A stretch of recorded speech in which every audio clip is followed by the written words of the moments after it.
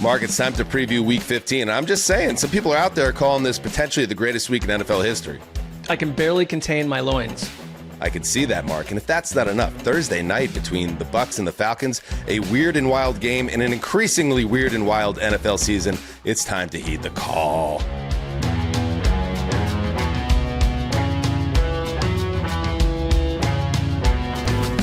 Heyo, welcome to Heed the Call, an NFL podcast. Why am I in this register? Dan Hanzus here. Stuck here forever. With Marc Sessler, Conor Orr, Justin Graver on the ones and twos. You might have heard it on the Wednesday episode with Adam Shine, because he was pumping up Week 15.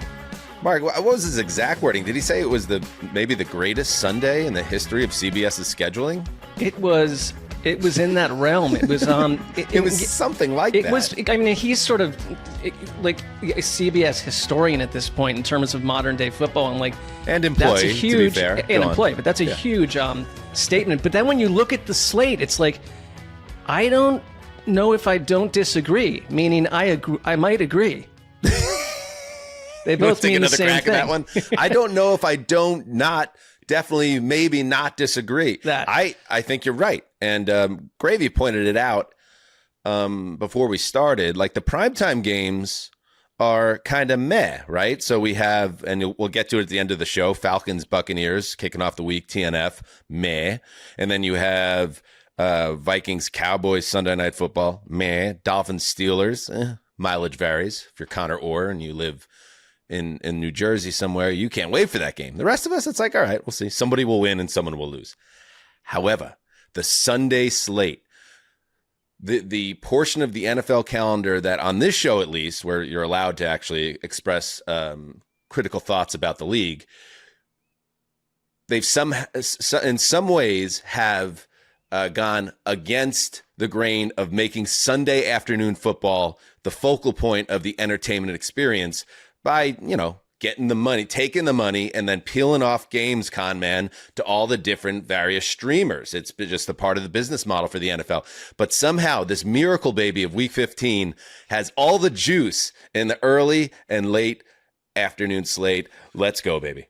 I think it speaks to the ultimate strength and beauty of professional football as a product. And I'm not saying the NFL, I'm just saying 32 clubs run by pirate billionaires and coached by insane people, and putting them all in this blender, and then you try to schedule them in certain ways and you try to penalize them in certain ways, and then just crazy rises to the top indefinitely and perpetually. And so that's why you can schedule it any way you want. You could try to put the good teams in the late windows and then Thursday, whatever, and then you're still going to end up with a game like this because crazy prevails. And I do love that about pro football. And isn't this the craziest? Like, AFC particularly, had it gone as according to plan, we wouldn't be talking about the slate this way. But it's the primetime games feature teams that are a little bit less sexy at the moment. Yeah, so let's get into it. And yes, this no buys, all the buys are done, so everybody's playing.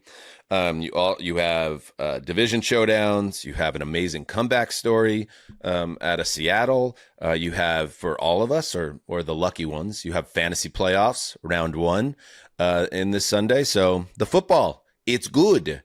Let's get to it. And let's start with the late slate. How about that? Because I'm just not ready for the quad box yet. I'm intimidated by the quad box. Right. It's hard to imagine what happens when the quad box rolls into the show, like a 9.1 earthquake on the Richter scale. So let's just get this out of the way so we know this will be in the show, whatever shows up. Let's start with the number 3 Green Bay Packers, 9-3-1, playing some great ball, traveling to Mile High to get the 11-2 Denver Broncos, number 6 in our power rankings. This is the Nance Romo game. And, I think this is one of 2 teams in the AFC, Sessdog, the other one being the leader right now of the AFC East, where it's like, I'm not saying I don't believe in this team, this being the Denver Broncos. I'm saying I'd like to see them get a real test ahead of the playoffs. And here it is. I mean, you welcome in a Green Bay team playing as well as any team in football right now. So if you've had some doubts about the Broncos, here's a really good measuring stick when we talk about not just like who's going to make the playoffs or win their division or get a bye. No, who's going to win the chip.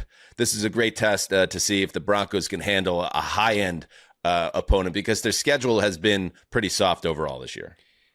I'm with you. I think that it's a year where like these newer teams, these newer powers, we need to see it proven against the best of the best. And this is an incredible chance here for the Denver Broncos to do that. Like the matchup of Denver's, like their pristine third down defense, they've just been awesome against a Jordan Love led Packers offense that right now in the last couple of games on third and fourth down, he has played some of the best football he's ever played. And you've got guys like Christian Watson looking like an absolute number one wide receiver. So I think for me, the matchup, it's like we always focus on like the Denver's defense, and we should in this game, because I think Vance Joseph is someone that's going to be looked at as a head coaching candidate if he can keep this going. And for the Broncos also, it's like this is a chance to shut down one of the hottest offenses in the league right now. So it's a great matchup. It's akin to, I mean, I think we hyped up Rams Seahawks, and it ended up living up to the hype. But I think that this has probably replaced that in terms of on the back end of the year, in terms of just where we're at now. Here's the best explosive play offense, the most efficient offense against the most explosive play preventative defense and down-to-down defense in the NFL. And this is great. I mean, there's normally seasons that go by where we don't get this complete of a matchup. We've now gotten it twice. And can Denver continue to take the ball out of big-time players' hands? Can they shut down Christian Watson? Can they make Jordan Love make that one mistake that he has made less frequently this year, but is still kind of part of his milieu? Can they do that? And I can't wait for this. This is going to be a big one. Yeah, and in respect, I know Denver fans are they've already sent the tweet by now, so it's too late. But I will say that the Broncos have beat the Eagles, they've beaten the Cowboys, they've beaten the Chiefs, they've beaten the Texans. So it's not like the schedule has been totally soft during this 10-game winning streak they're on.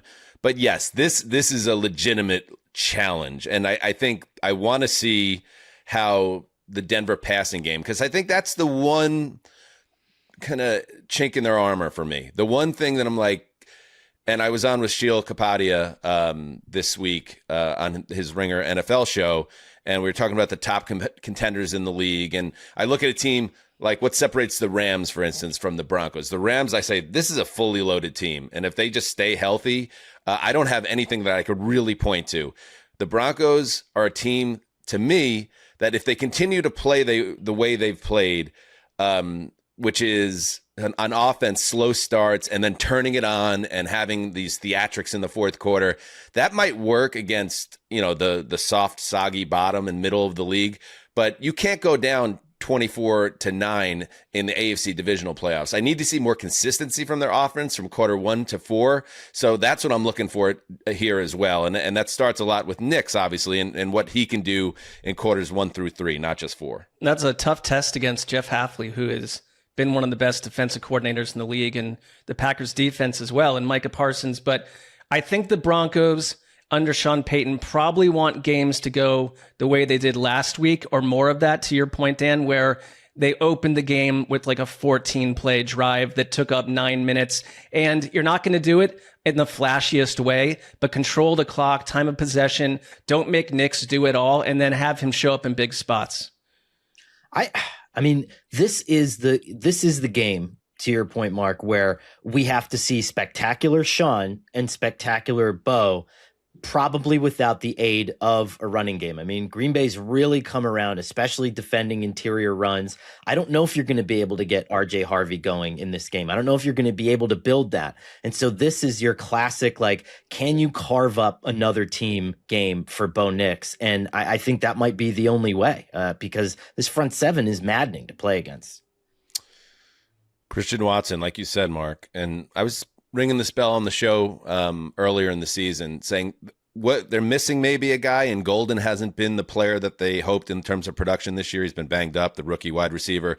But Watson was always sitting there as a guy who could emerge, and you've seen that. The last few weeks, he has opened up this offense. He had the 2 touchdowns last week. I feel like he is going to be, as long as he stays healthy, which has been, the only real issue in his career, he'll continue to be one of the top wide receivers in the league down the stretch. Pick this one. Mark, you first. All right, I'm going to go on a limb here against my heart, and I'm going to take Denver in a real tight 23-22 clash. I think this is Denver's moment. Connor? Give me Broncos 20-10. It's a no-show for the Packers. I just think, it's an emotional Chicago game, right? Then you're going to Mile High. It's probably just exhausting. And we've seen that at some point, I got Parsons makes a huge play to close it out. 24-21 Packers on the road. I mean, part of it, Sassy, is I think about the power rankings, and I'm like, all right, where do I have these teams in the power rankings? And I got to go with that in some way too. Like, I believe they have more power. I get that, but you just did 2 things. One, I think you slightly broke one of your own power rankings rules, which does not result based on a week-to-week basis, and new information come in. Secondly, you just went against the team of HTC. So I don't pick them blindly just because they are the team of HTC, which they are the team of HTC. Well, you would have been right like the last 10 times in a row. So. Right. I feel like the Packers are having a moment right now, and can they sustain that all the way through the rest of the season? We shall see. All right, next game. Let's talk about Lions at Rams. Another great conference showdown here. That is the number 8 Lions at 8-5 in the HTC power rankings at the number 1 Rams 10-3, looking bulletproof right now. Burkhardt and Brady on the call. Connor, I'm rooting for the Lions in this spot, okay? Because I think the Rams, win or lose, will be okay. Obviously, they're in a battle with the Seahawks for the NFC West, with the Niners not far behind. So a loss would be damaging, especially at home. But I really would like to see the Detroit Lions gain some momentum, get their asses into the playoffs, because I think they're a fun team to have in the mix for a lot of reasons. So I'm rooting for the Lions here. I just don't know if we've seen enough from them this year that they're going to pass this test. I agree. I mean, this is the ultimate. I mean, you throw out EPA, you throw out, which I would want to do anyway, and is kind of like a little pet project of mine, but you throw out, all these other superfluous things, and you say, this is the Dan Campbell vibes game, and can you get them up for this? Because with a lot of the injuries in the secondary, with how comfortable the Rams are at playing any kind of offense or defense and being able to switch to that mid-game and smash you with it, every kind of indicator would favor LA. But this is why you hired Dan Campbell, was to make a team believe in something that may not actually be true. And it's the Goff revenge game. Like, there's a lot of these emotional elements. Can you have, you would remember this, Dan, like the Rex Ryan, Winston Churchill games. Can you have one of those where there's no damn reason this team comes out and wins by 2 touchdowns and they do it anyway? I mean, it's also not, I wouldn't call it a revenge game for either quarterback, because they've gone on to better pastures and better realities. But Stafford wanted out, right? Whereas Goff got kicked out so Stafford could come in. I feel like Goff, if you really sat him down, he would say, yeah, this game means a lot to me because they chose him over me. I think it does. And it's in LA, but there's a lot of mirrors here because it's Goff, Stafford. It's the understudy of Les Snead and Brad Holmes, who's built this Lions team. There's a lot happening, but you mentioned the secondary injuries and for the Lions, and no Brian Branch. And the Rams last week played one of the most purely just eye-popping offensive performances I've seen all year. They were perfect in that first half. And I don't know if Puka and Devontae, I know Devontae is a little banged up, but the two of them against this Lions secondary, that's a problem. They also ran the ball with 200 plus yards a week ago, with 500 plus total yards on offense. So the Rams right now feel kind of like an unstoppable force. And it's like Detroit, you're gonna have to play your best game. I'm a big fan of Dalton Wasserman and Trevor Sakema over at PFF. The work they do, they have a great podcast that I like to listen to, and they had a great point or a great stat about Puka Nacua that honestly blew my mind. And it's about contested catches. All right. According to the PFF data, he's been targeted 29 times this season, and the target has been contested, which means, in layman's terms, he's covered. The defender closest to him is in position to either break up the pass or intercept it. It's not an open look for the quarterback to the wide receiver. And in those 29 contested targets, he has 23 catches.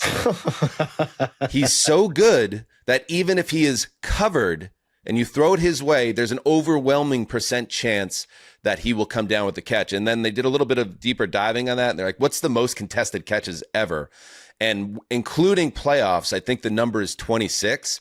And even that number, was like 26 out of like 50 contested attempts, 23 out of 29. So he's playing pound for pound. He's the best wide receiver in the league. So when you factor that in, and you factor in the pass blocking for Los Angeles this year, and the run blocking, and they have two very capable running backs, and they have Devontae Adams as their goal line back, and everything else, and Stafford playing as the clear MVP, and shut up to anybody that even can say there's someone else that you could make a case for as the MVP when the quarterback of the Rams is playing at this level. I can't pick up against them any week, including this week, which is bad news for the Lions. Put a bow on it, Connor.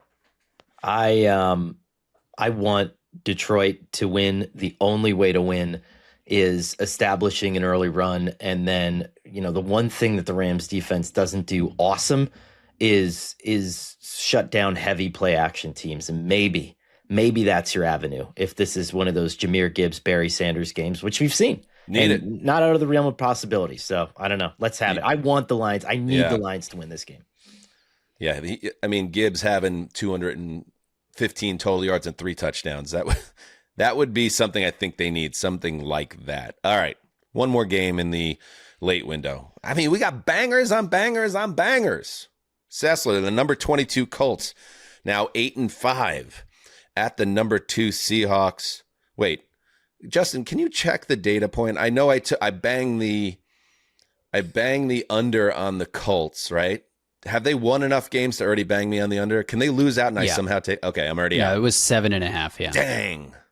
Tough that would have been the greatest over/under comeback ever if they were 7-1. I have money on that. Got it.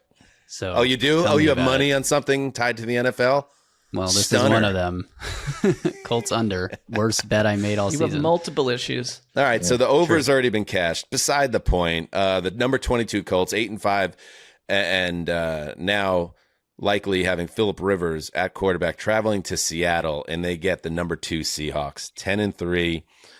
Catalan, Davis, and McCourty. I'll set this game up the same exact way, Mark. I think the Colts with Phillip Rivers are a really great story for the reasons we talked about on the Wednesday show and the reasons everyone else has talked about in the press conference that Rivers gave, including kind of admitting that he's a fat dad now and he's not even close to his playing weight from 5 years ago. But he's like, I don't really move much, need now and anyway, or whatever he said in his Aw Shucks way, right?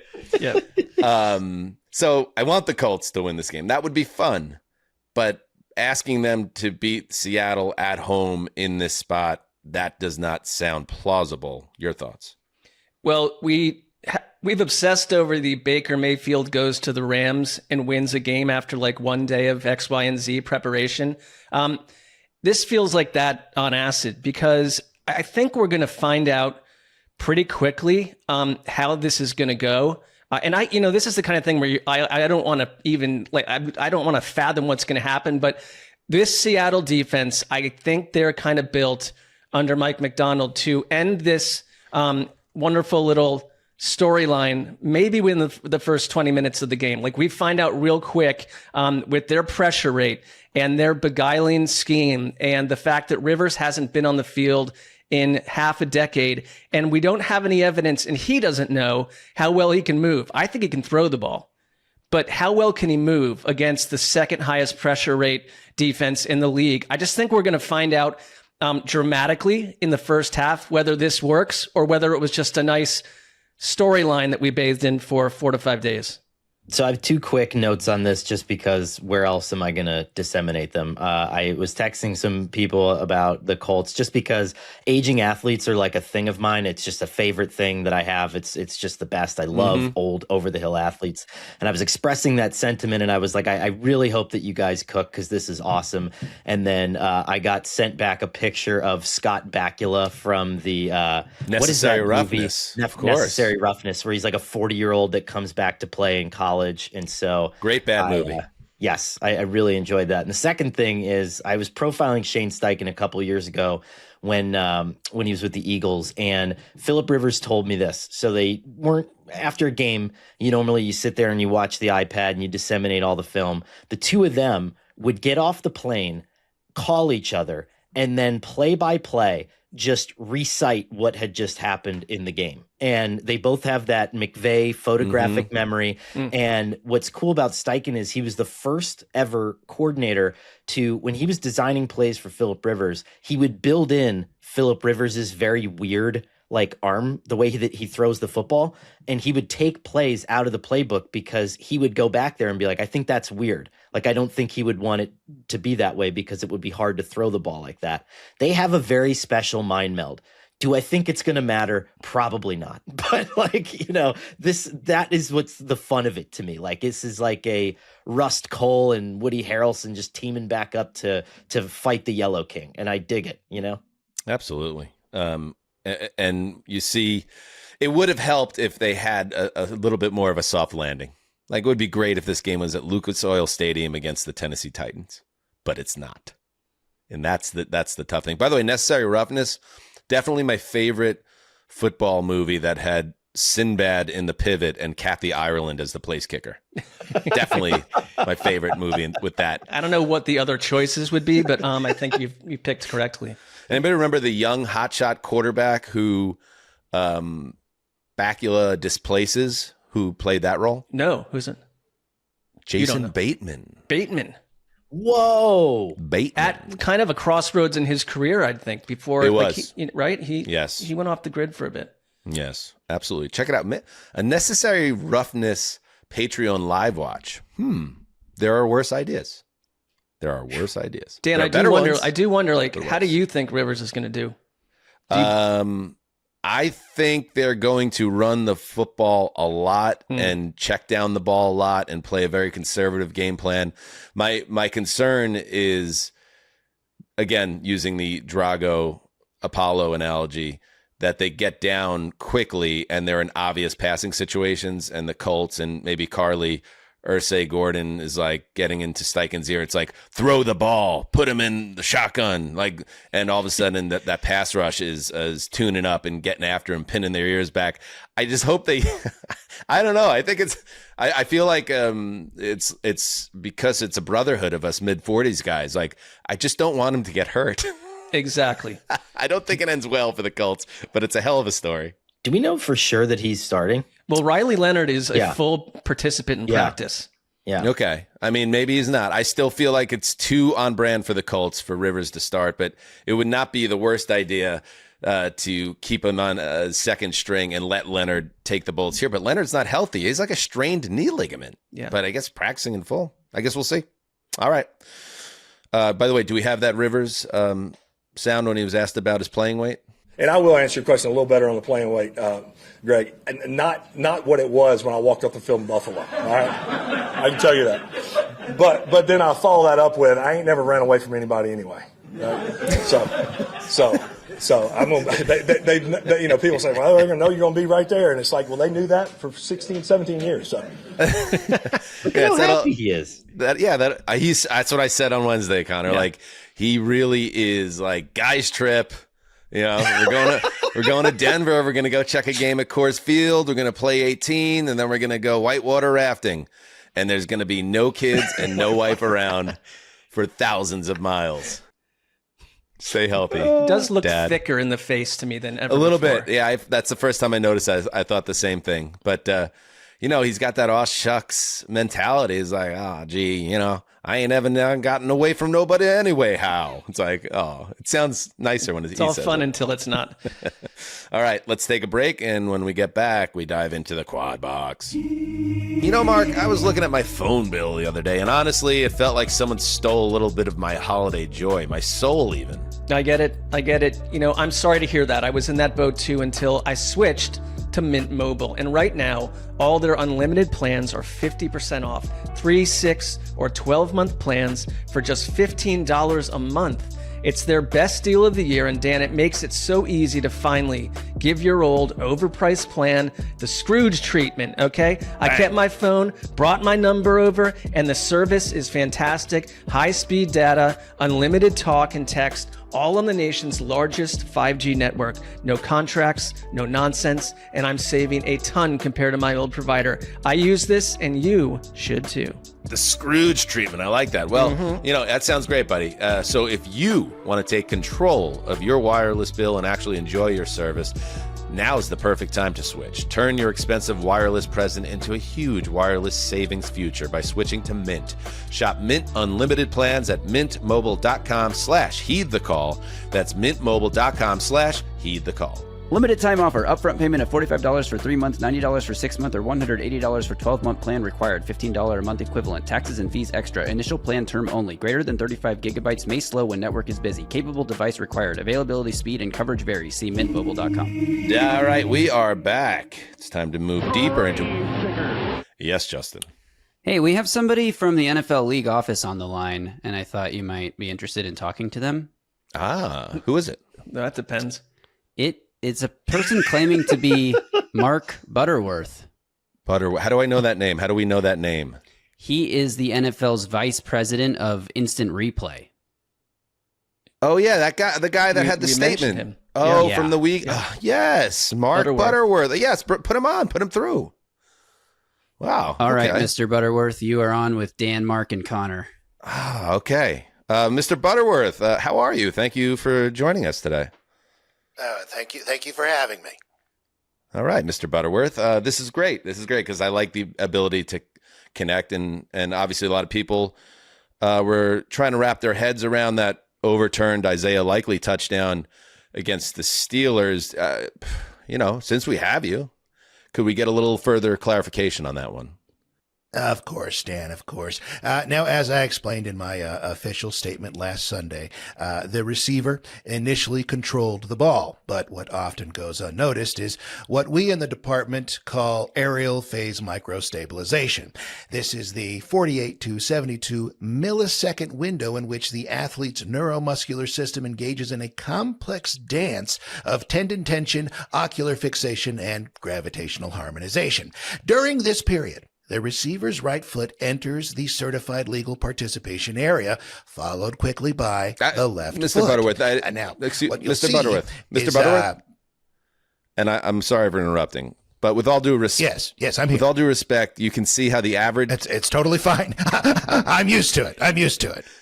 You could see how the average fan might see your interpretation of the rules at best confusing, and at worst needlessly Byzantine in their nature. Like, you understand that, right?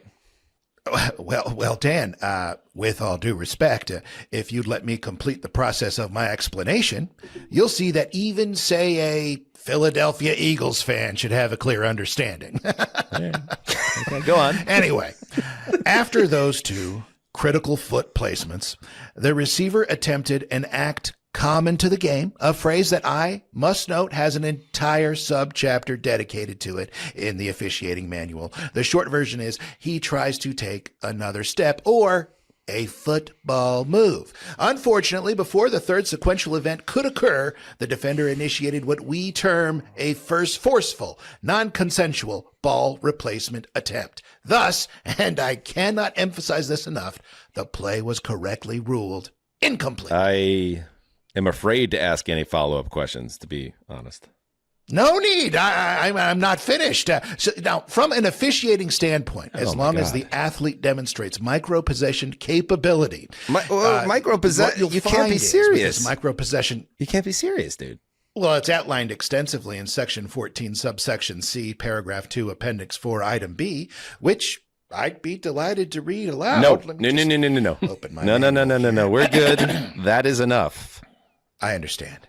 I'm not well liked, and you can see why. It's okay, Mr. Butterworth. I mean, we all see that you mean well, but not everything in life needs to be complicated. I think most of us know what a catch is when we see it. We don't need a clinical explanation of a reception, just like we don't need someone to, I don't know, break down the physics of tying their shoelaces. You know what I mean? Oh, I'm glad you asked, Dan.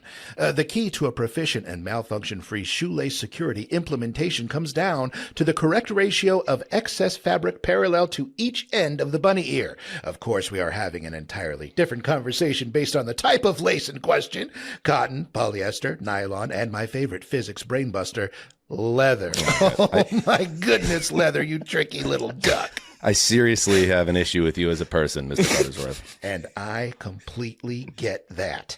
I've accomplished very little in terms of actual substance in my life, Dan. Okay, thank you. Thank you for calling in, Mr. Butterworth. Thank you. All right. Thank you. Okay. No, that's good. You can take him off the line. Justin, please. Please, before I lose my temper. I mean, this is exactly what we're talking about. Oh, boy. He means well. They mean well. But it's almost like the more they try to explain these things to us, the less it makes sense. And that's not going to do anything to make us feel better as a football fan. No, he seems like the right person to dig into this topic with, though. No doubt about that. He left me electrified from a sensory angle. We'll get his number so you could talk to him personally. Sure. All right, yes. I just think maybe it's worth pointing out for our audience, especially the audio audience, that was a bit and not actually Mark Butterworth, just in case the league office wants to. A bit? You know what? A bit. I'll just jump off and throw it back to you, Dan. Thank you for the clarity, producer. How dare you? All right, let's head to the quad box. Jody, take a look at this. Next level trickeration. How fatal are you? Dopest rest his soul was OJ Simpson. Somebody's coming after me. I'm trying to celebrate with my Zero's telling me mustache. I love the way he speaks. He's a hoe, and I want that known. This team is DTF. It makes me sick in my The balls. mythical Pike Haken. fans, Kathy Bates here. Perfect. Or Respectfully. 30.9 seconds? It's becoming sentient. It's like the first track of a Sonic Youth album. Oh my God. We have cleared half a minute. The Damashek appearance. All right, let's get into the quad box. What is the quad box? You should know by now. It is the 4 most important games to watch in the early window. Mark, get us going. It's a slam dunk. It is a slam dunk. I would be nullified if I didn't go Bills at Patriots. This is such a huge turning point in this divisional race, in the AFC playoff race. The Bills right now are kind of like the only playoff veterans hanging around in this AFC picture at the moment. I mean, barring a couple teams that are one loss away from death, and they were waxed by New England the first time. And this is another game to me, Dan, that kind of reminds me of the Broncos, because despite a 10-game win streak, I think people, despite having beaten Buffalo, look at the schedule and say, we're not quite sure you're there yet, but we innately believe that the Buffalo Bills will find a way to either win the division, get in the playoffs, and do what they do. And the thing about Buffalo that impressed me so much, and we mentioned it with Shine yesterday, was I thought that they were a quarter plus away from disaster and maybe being displaced and maybe crumbling against the Bengals, against the white hot Joe Burrow. And to come out of that game the way they did, I think is the course forward. It was, we've got nothing else to do here, but enough with the conservative play calling and trying to run the ball. Let Josh Allen in a snowstorm go be the best version of Josh Allen. And what I would do, again, it's going to be freezing cold here, snow in New England against a good, solid Patriots team that believes that it is not being respected. And it's come right from the coach and everyone on down. They are not even favored after a 10-game win streak at home. I let Josh Allen go in there if I'm the Bills, and you just say full on 100% grade A plus Josh Allen, balls to the wall. This is your season right here, because you are only, I think, a game back if they win this thing. You still have a chance to win this division if you can handle your business right here. Yeah. I mean, I think that as good as the Patriots are, I think that it's okay to point out that this defense is probably in the 15 to 20 range. It's not quite there, commensurate with a team that you would expect with that many wins and dominating the division as they have so far. This is the window to come in and get your good Josh Allen game. Maybe, it's similar conditions. It looks like wintry mix, if I'm not mistaken, like 28, 29 degrees. I mean, this is exactly what you'd want if you're Buffalo. Double down on that advantage of a true 11-person offense versus 10 in your drop back quarterback. Let's see it happen. Yeah, I think this is a great game. I don't think, I'm not saying, now this is where the Patriots get exposed. I'm not saying that. I've never been saying that about this New England team. It's just I lost personal patience with their schedule to give me something to chew on with this team. And now they got a mouthful here with the Bills. And, to that point, Aaron Schatz, our buddy, FTN, he broke down the easiest schedules, and I'm not going to dwell on it, but I just want to mention it just to put it in perspective, what we've been talking about with the Patriots, or what I've been hitting on over and over through week 14 by average DVOA per opponent. You won't be surprised to know that the Patriots are first on this, right? Followed by the Broncos, Dolphins, Bills, and Bears. However, the percentage, it's minus 14.8%. The next closest is Denver at minus 8.3%. So what does that tell you? According to these calculations, the Patriots' schedule is almost double the easiest schedule of the second place team. So I'm just saying, again, historically soft. So here we are, a big spot for the Patriots. I think it's a close game. I think it helps them that they're in their building.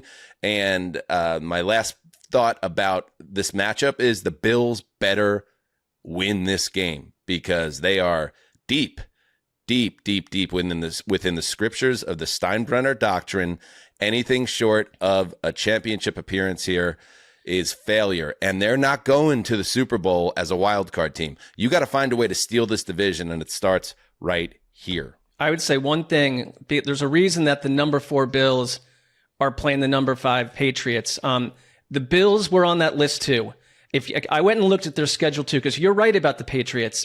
They've also gone on a 10-game win streak, so it's like they're taking care of business. But the Bills' schedule, for being what they are, it's just the nature of being in the division they're in, the way that the schedule came out. Right, but it is beyond that, Mark, because to my point, the Patriots are at 14.8 on this, minus 14.8. The Bills are minus 5.5. No, it's they're not different the same. stratospheres, yeah. It's not the same, but they don't have the 27th hard. I would just say I do think Buffalo could go to the Super Bowl as a wild card team in this conference. I think anything could happen in this conference, but this is critical. You can't be swept by the Patriots psychologically. That doesn't work. One thing to kind of keep an eye on here, I mean, since week 11, New England's run defense has not been good. And that's just by almost any measure that you look at it. And I think that Buffalo's kind of up the gut, punch you in the face, non-Josh Allen run game is excellent. And if we're talking about a snowy game where something could get exposed, and you're right, Dan, it's even if the Patriots lose, I don't want people to come out of the woodwork and say finally. It's no, this is not what this is and about. But that won't be me either. Unless they totally no-show in this game, that will not be me either. No, but I think that this is one of those things where we could come out of it and say, okay, I can see why they signed Milton Williams. I can see that they needed help in that regard, and that's going to be something they need to fix going into the postseason. And getting Kincaid and Knox back on the field together, getting the tackles back. You saw what Josh Allen was able to do in winter conditions last week. My feeling on this game is that Allen is going to deliver a statement game. and I think he's going to ball out. And as much as I respect what Drake May has done in year 2, I don't think this Patriots team will be able to handle that type of Allen game. So for that reason, I'm going to take the Bills over the Patriots, 31-21. I'm going to go. I think Buffalo wins too. I think they were made for this moment this season. I'm going to go lower scoring, though, 24-21, overtime. Ooh, I like that. I'm going to go 34-24. I got to get that extra field goal in for both sides. Go ahead, Connor. All right. Give me 21-17 Buffalo. Oh, boy. This is dangerous. Justin, are we going to go? Because if Justin picks the Bills now, there's no chance that they win.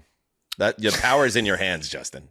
I said this the last time these two teams played before Mike Vrabel beat the Bills, is that Vrabel, when he was a Titans head coach, always had incredible defensive game plans for these top tier quarterbacks.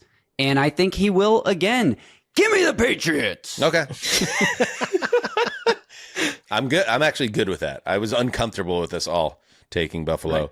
Right. Because make no mistake, dotted within my analysis of the Patriots is my deep hatred of them.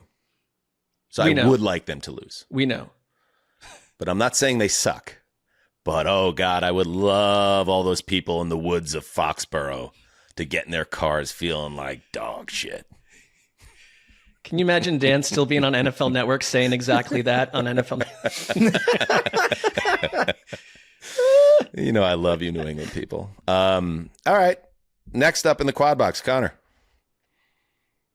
All right. I think that this is sort of really a fun Sunday because of all the potential executions that could be taking place right now. And I'm just so sick of Kansas City that I've gained a new appreciation for Joe Burrow that I want to see the Bengals knock the Ravens out of the playoffs. That's it, Orr.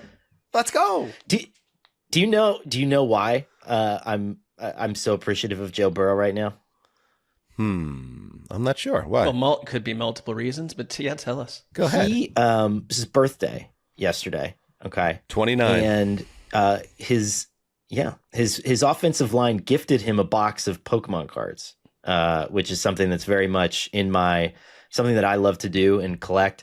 But not only did he talk about that, but he ranted against contemporary Pokemon card culture, pack rippers, and people who are boxing out the common man from the collector's market. And I just thought that was like one of the best uses of a podium that I've seen a professional athlete have. I love that. Yes. Hey, let's get on a little aside here on this, both on this topic and Connor and on Burrow. Like, my sons have gotten into collecting baseball cards, and there's a great baseball card shop and sports memorabilia shop in my town that we go to. And we'll go there, and cards, it ain't 1991 anymore. The pack of cards isn't 50 cents. Like, it's going to cost you $2 or $3, like $3. You're going to get, if you get the mini case, you're dropping like $35 for cards.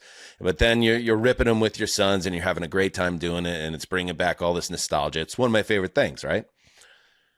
But then the culture of memorabilia is out of control. And I'll give a perfect example that ties into exactly what you just said, Connor. We bought a box, whatever they call it, where it's like 8 packs. We sat down. They have couches and stuff in this place. We're open, and we're like, oh, man, you got Garrett Cole. Oh, look at this. It's a Judge card. And we're going nuts, and we're having a good time. We wrap up. I have the wrappers in the box, and I go to throw it into the big trash can they have. And I look down, and there are 300 brand new gleaming Topps cards. Oh. And I go, what is this? And then one of the guys said, yeah, there are a lot of guys that just come in here and they look for the gold foil card or the auto card, and they buy certain boxes that guarantee one of those in it.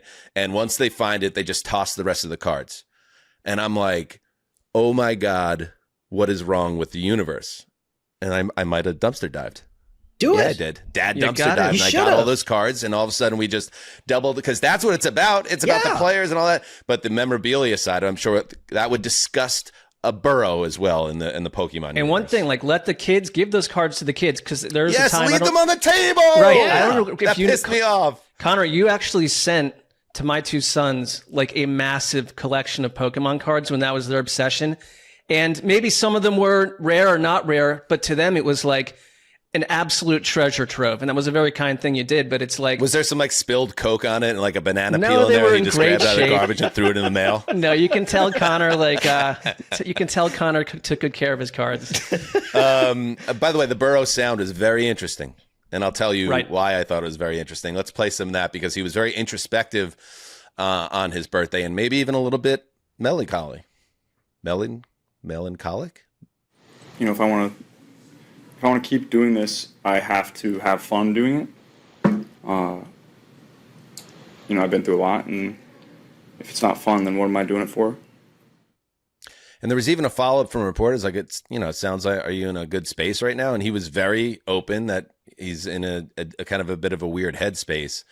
I don't know. I think he's an authentic person. But if I were to read the tea leaves of being a professional athlete and strategy and conversations that are had with agents, I'm not saying Burrow's doing this, but maybe he is. Is he maybe starting to grease the skids for something that could come this offseason? A massive story about Joe Burrow. I don't think about retiring, although that can happen early, but maybe saying it's time for me to have a fresh start somewhere. And if you happen to be a quarterback needy team that might be armed with multiple first round picks, I would give all of them in a second to try to get that man into my building because he is far too special to waste away with the Bengals. There's a couple Come of things. waste away with the New York Jets is what I'm saying. Yeah, that'll do it. But it's like, first of all, I think we don't really, I mean, Connor, you probably would be far closer to this than most, but when these guys battle injury all season, and you're in rehab and you're spending a lot of time alone and you're not playing and you're not with your teammates in the same way, you're not able to contribute, but you're also on the Bengals that I think botched this past offseason in a major way. You start to think about like the Carson Palmers of the world. And I know people are bringing up like the Andrew Luck comparison for this. It's a little rich because they're not the same person, but not every player, despite your talent, wants to be in the NFL like Tom Brady until you're 43 years old. Just not everyone does. And it's like, he does seem built a little differently to me based on like the documentary stuff we've seen and just like some of his quotes and his openness right there. It's not the typical kind of like robotic robot guy. I also think to that point that was probably in what's been several years now of hyper deflating losses. The one that happened this past Sunday with the Bills was probably near the top of the list for the many reasons, how he worked so hard to get back on the field to try to save the season. And then for him to play a role in losing that late lead with the 2 interceptions in a row. I like the Bengals a lot in this game. Connor, I agree with you. I think they are going to finish very strong. And even without Trey Hendrickson, who is set to undergo core muscle surgery this week, even potentially without T. Higgins, who was clearly playing with a concussion last week, the NFL is still a mess with that stuff. I just think they will close hard and in this division. And I want to give a shout out here to Shine, who dropped this nugget first and put it in my head. I know they're 4-9, and I'm not going to go crazy about this, but this division is not good, and I don't think the Steelers are good, and I don't think the Ravens are good. Is there any realm where 8-9 wins this division? I don't know. One way to start is just win the last 4 games for Cincinnati. You're going to be favored in all of them.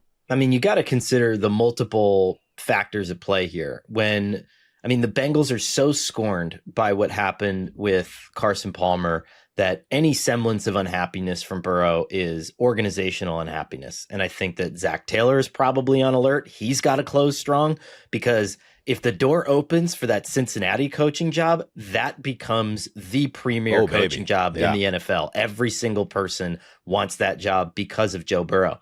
The only other thing I can think of, and it was interesting that you brought up New York, Dan, because when I profiled him a couple of years ago, he talked about how like he just hates not being able to go out and be a normal person. That's like the thing that really like rubs him. Keep going, Connor. I love where this is going. Go. And so where would you go where even famous, you are probably the 7th or 8th richest and most famous person in the world? 2 places, New York or Los Angeles. And the Los Angeles teams have Matthew Stafford, and they have Justin Herbert, and the other New York team has Jackson Dart, and then there's one last team. Just saying. Broadway Joe. nobody will say anything to you. John McEnroe walks down the streets of the Upper West Side unmolested. Okay, and so too will you, Joe Burrow. Eli Manning used to have Eli Manning used to eat all the time at this place called Marco Polo in Summit, which had amazing Italian wedding soup. It actually just closed, or they're closing for renovations, I guess I should say. But there was that time during Linsanity. Do you remember this, where the New York Post called all of the biggest restaurants in the world pretending to be both Jeremy Lin's representative and Eli Manning's representative, and it was harder for Eli Manning to get a table than Jeremy Lin at the height of Linsanity. And so all I'm saying is you can live a very normal life as a quarterback in the New York metropolitan area. So, and by the way, Ravens fans are going to get mad because I'm about to move on because we have to. But your team's boring as ass, bro. Yeah, like, no don't offense, want you in the playoffs. But you're boring, and it's not your fault as a Ravens fan. It's not your fault, but your quarterback's banged up and has been a replacement level player for weeks now, and there's nothing else special about the Baltimore Ravens. All right, let's move on. They're going to love that. I will grab, not grab, it's different, but I'll just make sure we get this in the quad box. The number 12 Los Angeles Superchargers, 9-4, who have a quarterback, Justin Herbert. No need for Joe Burrow to go to LA there.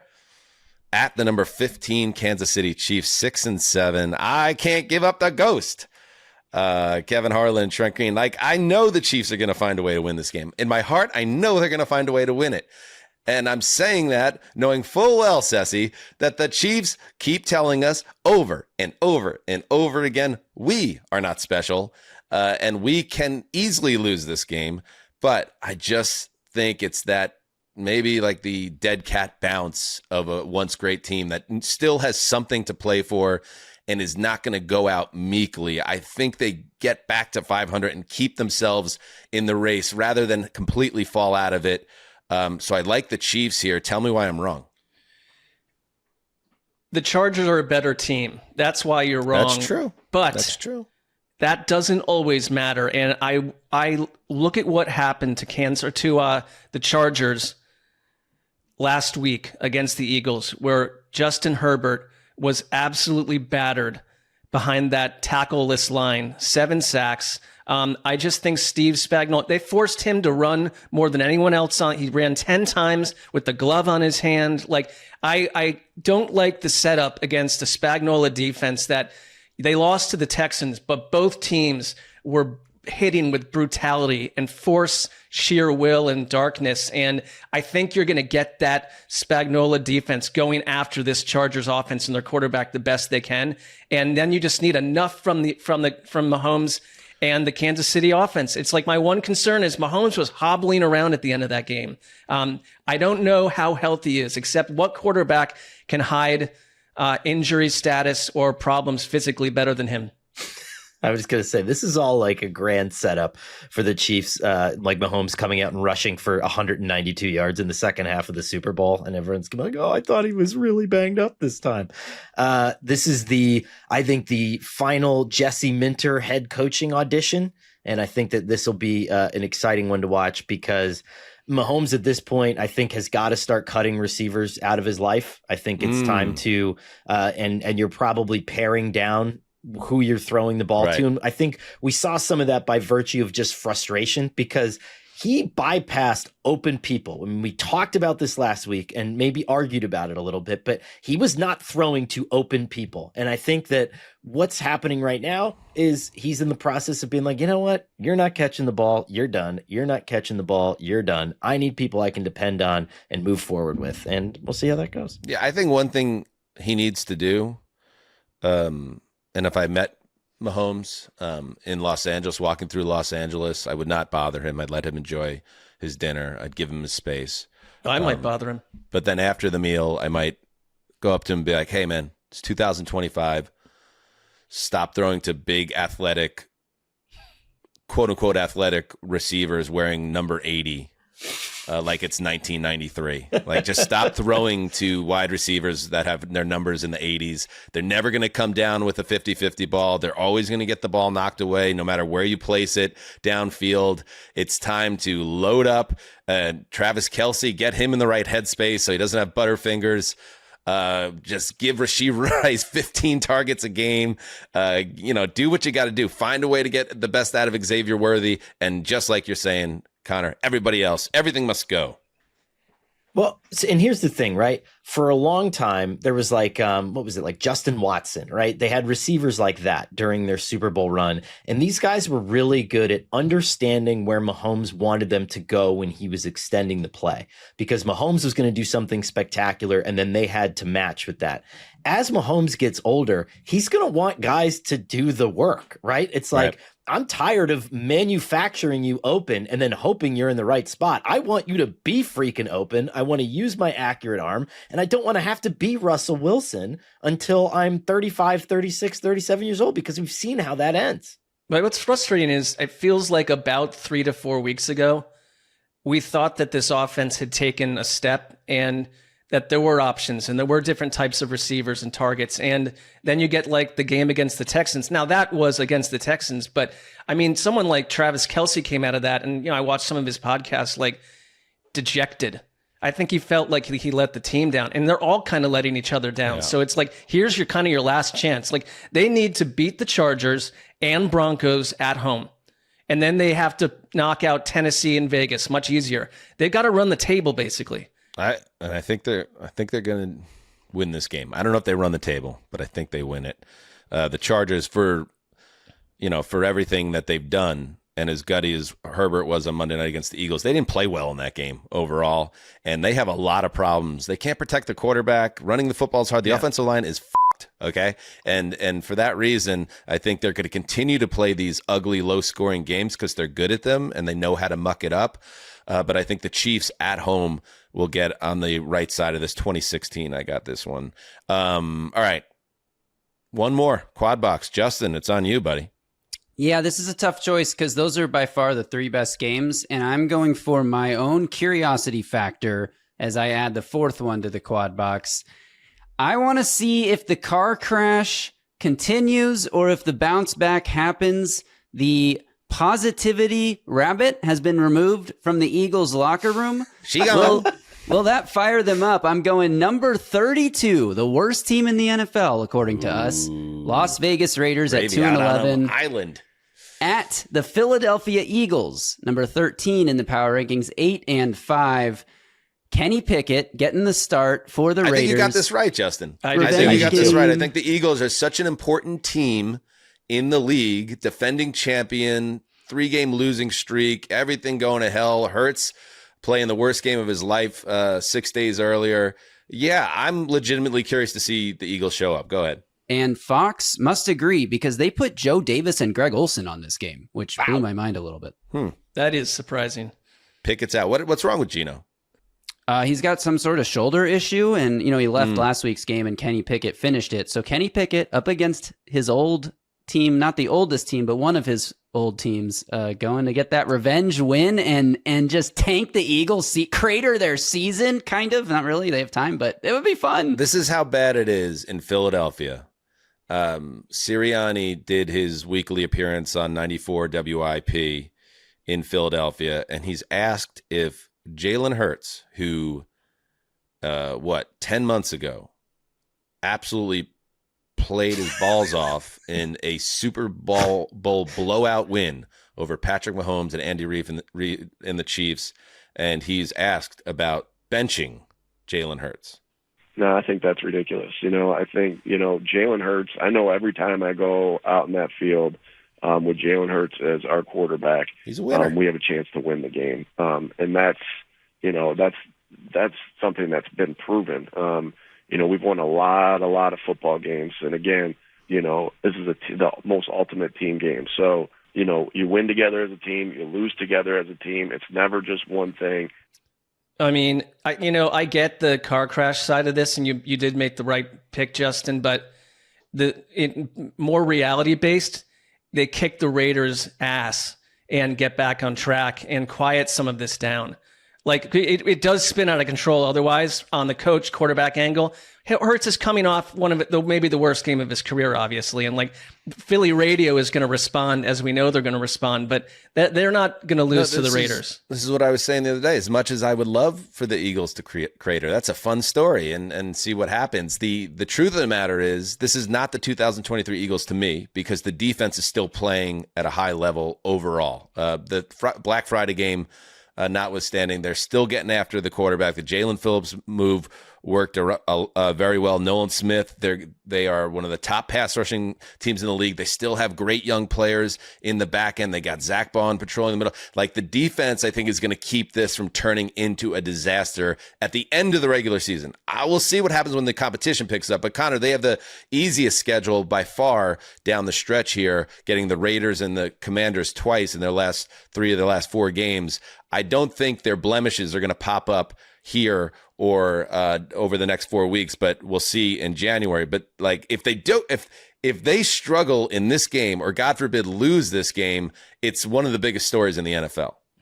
Yeah, and you have the Max Crosby element against an offensive line that not at 100% does struggle to protect Jalen Hurts from bad situations and Hurts himself from protecting himself from making mistakes. And so I think that that's always something to consider. I mean, do I think it's going to get to that point? Absolutely not. But the nature of this to me is just insane that 2 weeks ago, we're basically pushing ourselves to the brink of firing the offensive coordinator. And then when that doesn't happen, there's just an acceptance of the fact that everything about that is okay. And now the quarterback is the problem because he had a bad game. And I hope that we can just take this opportunity to see the looking glass, to step back and to view the carousel and to be like, maybe we're all just a little nuts and we need to stop doing this. Like we have a successful team that's going to make the playoffs and they're probably going to be okay. Like maybe that's the answer. I disagree. I don't think they're going to be okay, but I do think they make the playoffs and I do think they win this game by 3 scores.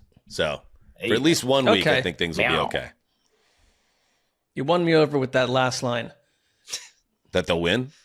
Yes. Yeah, I think we all think they're going to kick the shit out of the Raiders, but I think or at least I think, Mark, you agree with me that it doesn't mean that they're good. I don't know if they are. I do.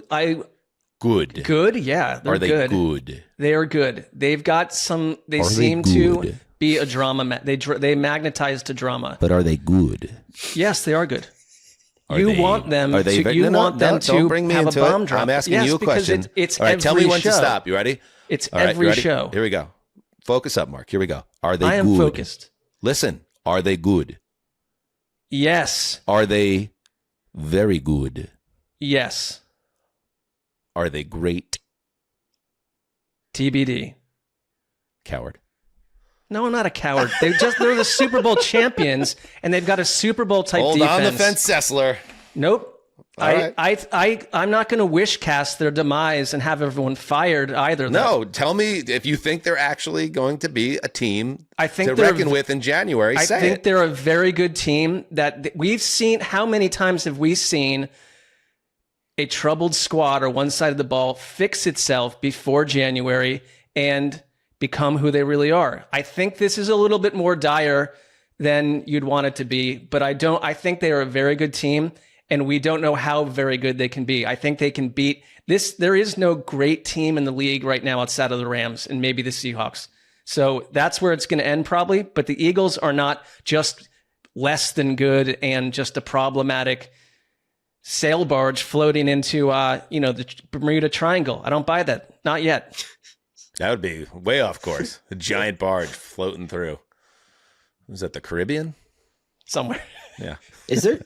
What happens there? A lot of people die. Is that what it is? They just vanish? Go. Yeah. Wikipedia. Planes vanish over. They do. They have a lot of stories of planes vanishing over this. Let's save it for the Patreon show, guys. Okay. But that is a good topic. Yeah. I feel like the Bermuda Triangle had a great moment in the early 90s, late 80s with like Unsolved Mysteries. Like it was every 4th episode. Yes. Let's check in on the Bermuda Triangle. It's like, another plane's gone. Whoops. Uh-oh. All right. Let's take a break and then we check in on the primetime games and the other ones. Hey, Mark, I asked you last week about your Christmas shopping. Have you made any progress since then? Well, it's a very busy time for us, Dan. You know that. Oh, Sassy, you gotta make time. Sounds like I know. Well, look, if you're still hunting for the right gift for that special person in your life, I know just the thing, Aura Frames. It's the gift that makes it look like you planned it all along. Thoughtful, personal, and easy. Basically, the holiday trifecta. Honestly, Dan, it really is the perfect gift idea, especially because I always struggle to find something meaningful and useful. The last thing I want is my gift that I buy for someone shoved in a drawer or forgotten about as soon as Christmas is over. Ah, tragic. I mentioned this before, but I'll tell you all again. Last year, I gave an Aura frame to my parents, preloaded it with family photos, some vacation shots, cute ones of the kiddos, all that. A year later, they absolutely love it. It sits in their living room, rotating through the memories all day long. Grandparents love that stuff. And the best part is you can preload photos before it ships and keep adding new ones anytime from anywhere. You can't wrap togetherness, but you can frame it. You are a good son. Okay, as soon as we're done with this read, I will order an Aura frame myself, especially because for a limited time, you can save on this perfect gift by using code HEEDTHECALL at auraframes.com to get $35 off Aura's best-selling Carver matte frames, named #1 by Wirecutter. That's code HEEDTHECALL, all one word, at auraframes.com. This deal is exclusive to Hedonists, and frames sell out fast, so order yours now, ASAP, to get it in time for the holidays. Remember to use the code HEEDTHECALL at checkout. Terms and conditions apply. All right, we're back. Little program note. Some people were concerned about the state of the old Zeuser's face, so I should probably address that right now. I would. Okay, let's go. I'm going to call a press conference, Justin. Press conference on Zuzzer's face in the biggest of all spots. All right, Dan. I got just out of the gate from a bird's eye view.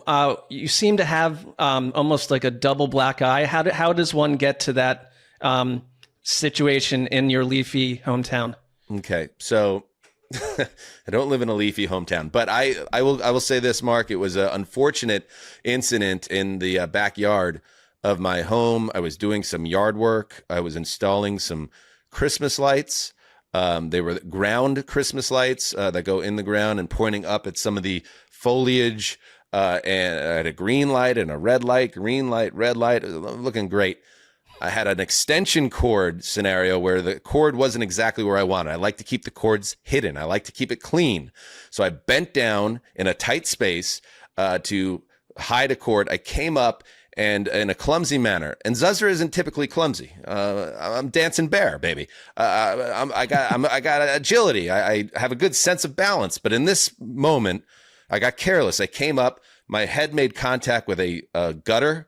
The gutter coming down off the side of the house, and then I instinctually moved forward, and then there was a gate with a clasp that I hit, bang, right in between the eyes, and I dropped to the ground. I thought I cut myself open. I didn't, but then the swelling took hold, leading to a bad situation here. Next question. Yeah, Conor Orr from the Orange County Register. Thank you. Dan, I observed, just kind of taking a peek in the recycling before the start of this press conference, several empty bottles of Tito's. How many drinks did you have before you started this project? All right, this is important to bring up. I did drink somewhat heavily later that evening. We did the Patreon live watch of a holiday touchdown, a Buffalo Bills love story. Daddy had a couple Tito's, okay? And but that was after the injury. It wasn't previous to the injury. I was sober when I had the unfortunate backyard accident. Okay. All right, last one for Zeuser. Do you want to ask Justin? Yeah, Dan, how long are we expecting this recovery timeline to be? Like, what's your status for the upcoming weekend of sports? I am probable for the weekend, practicing in full, probable for all dad activities. I just want to close this by saying there was some speculation I saw out there that this might have been the product of a fist fight. I think one person insinuated that my wife had perhaps punched me leading to this. I want to let you know that my wife is actually out of town, which is further exacerbated the situation because I don't wear makeup. And when it was time to try to cover up the situation, I didn't know what to do. So if you're seeing some shading here, that is something from my wife's makeup area that I've tried in a really primitive way to cover up the black eyes. Do I hold it against my wife that she's not here? Very unfair on a business trip to feel this way. And yet, be married for 13 years and you'll learn about the way these things can build up within. So there could be issues when she returns, me hitting out, not physically, never physically, but maybe being a dick about this. And then here and now, I have nothing else to say. Thank you. Good presser. Good presser. I mean, we all know that, right? It's like you do something stupid, like in this case, get a shot between the eyes because you bumped into the latch of a damn gate, and then you're mad at your wife about it. Yeah. Like, it's not good, and it's something we all have to work on. And that goes for the women in the audience too. That, sometimes it happens both ways. Right. We're equal. Very good, Mark. Let's not take it out on our partner that we're f***ing idiots. Thank you very much. And Mark is right. We are equal. Mark just throwing that blanket statement out there. All right, let's check in on the prime. Connor, do you have anything to button it up, or are we going to move on here? Well, I was just going to say, I think that the move always when a spouse falls, gets hurt, slams their hand in a drawer or a door or something like that, is to immediately start folding something and to make yourself look like you are adding to the house in some meaningful way. Because if you're caught on your ass in that moment, I think that's when you really get the ricochet heat. So, interesting. The younger listeners absolutely bailing out of the idea of marriage. Big time. Justin, I see him texting, breaking off the engagement with the great Jessica. Unbelievable.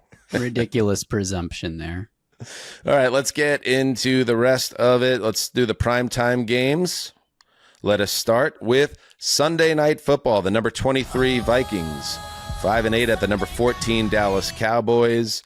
Let's start with Brian Schottenheimer in a shiesty. This was news to me. I didn't know what the hell a shiesty was. Let's check this out for the YouTube audience. Smash that subscribe. So what is that? Explain it to me, Justin, as a young guy.